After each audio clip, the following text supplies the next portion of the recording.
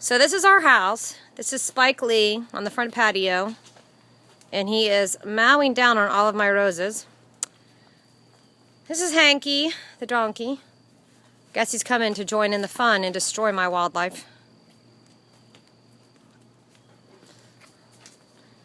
Then we go over here. We have, that's Diesel. He's just chilling.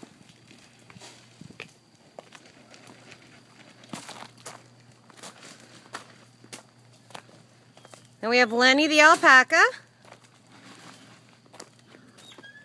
Of course, the most beautiful horse that ever existed. That would be Cowboy.